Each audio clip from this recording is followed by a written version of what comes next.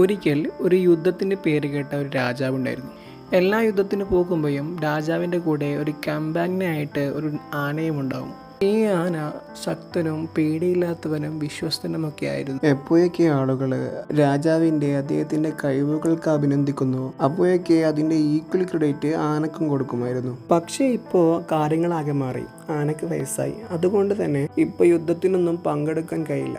ഇപ്പോൾ മിക്ക സമയത്തും ആ ആന കാട്ടിലൂടെ അലഞ്ഞു തിരിഞ്ഞ് നടക്കുകയാണ് ചെയ്യുക. രാജാവ് ഇടയ്ക്കിടയ്ക്ക് വന്ന് അവൻ്റെ കാര്യങ്ങളൊക്കെ നോക്കാറുണ്ടായിരുന്നു. ഒരു ദിവസം ഈ ആന കാട്ടിലൂടെ ഇങ്ങനെ നടക്കുന്ന സമയത്ത് ഭയങ്കര ദാഹം തോന്നി. അവിടെ അടുത്ത് കണ്ട ഒരു കുളത്തിലേക്ക് വെള്ളം കുടിക്കാനായിട്ട് പോയി. പക്ഷേ ആ കുളത്തിലേക്ക് പോകുന്ന വഴിയിലെ ഒരു ചതുപ്പ് നിലമുണ്ടായിരുന്നു. എന്നാൽ ആന അത് കണ്ടതുമില്ല. ആന മുമ്പോട്ട് നടക്കുകയും അറിയാതെ ആ ചതുപ്പിൻ്റെ ഇടയിൽ ആന സ്റ്റക്കാകുകയും ചെയ്തു. എത്രത്തോളം ആന പുറത്ത് കടക്കാൻ ശ്രമിച്ചു അത്രത്തോളം അടിയിലേക്ക് പോയിക്കൊണ്ടിരിക്കുക. അങ്ങനെ ആന ഉച്ചത്തിൽ ചിഹ്നം വിളിക്കാൻ തുടങ്ങി. ആനയുടെ ചിഹ്നം വിളി ആ കാടാകെ മുഴുകി. അങ്ങനെ ഒരുപാട് ആളുകൾ അവിടെ ഓടിക്കൂടി. കൂട്ടത്തിൽ രാജാവ് അവരുടെ ബെസ്റ്റായിട്ടുള്ള ഭടന്മാരെയും കൂട്ടത്തിൽ അവിടെ എത്തി. അവരെ കൊണ്ട് കഴിയുന്നത് പോലെയൊക്കെ ശ്രമിച്ചു നോക്കി. പക്ഷേ ആനയെ പുറത്ത് കൊണ്ടുപോകാൻ സാധിച്ചില്ല.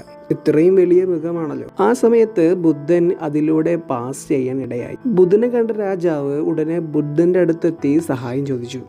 ആ ആനയുടെ അവസ്ഥ മനസ്സിലാക്കിയതിനു ശേഷം രാജാവിനോട് തന്റെ ഏറ്റവും നല്ല സൈനികരെ അണിനിരത്തി കാഹളം മുഴക്കാൻ പറഞ്ഞു. അവർ ആനയും കൊണ്ട് യുദ്ധത്തിന് പോയിരുന്നപ്പോൾ മുഴക്കിയിരുന്ന അതേ കാഹളം. അവർ കാഹളം മുഴക്കി ഈ ആനയുടെ മട്ടുമാറി. താൻ യുദ്ധത്തിന് പോവുകയാണ് എന്ന രീതിയിൽ തന്റെ മുഴുവൻ ശക്തിയും സംഭരിച്ച് സ്വയം ആ ചതുപ്പിൽ നിന്ന് പുറത്തു വന്നു. പലപ്പോഴും നമ്മൾ കാര്യം അച്ചീവ് ചെയ്യാൻ വേണ്ടി ട്രൈ ചെയ്ത് തളർന്നു പോകുമ്പോൾ നമ്മൾ എന്തിനു വേണ്ടിയാണ് തുടങ്ങിയത് എന്ന കാര്യം മറന്നു പോകുന്നു. എപ്പോഴും നിങ്ങൾ എവിടെ നിന്നാണ് ഇവിടെ വരെ എത്തിയത് എന്നും ഇതുവരെ എത്താൻ നിങ്ങൾ എത്രത്തോളം കഷ്ടപ്പെട്ടു എന്നും അതുപോലെ എന്തിനു വേണ്ടിയാണ് ഞാൻ ഇതൊക്കെ തുടങ്ങിയത് എന്നുള്ള മനസ്സിൽ ചിന്തയുണ്ടായിരിക്കണം. അതുതന്നെയാണ് നിങ്ങൾക്ക് കിട്ടാവുന്ന ഏറ്റവും നല്ല മോട്ടിവേഷൻ.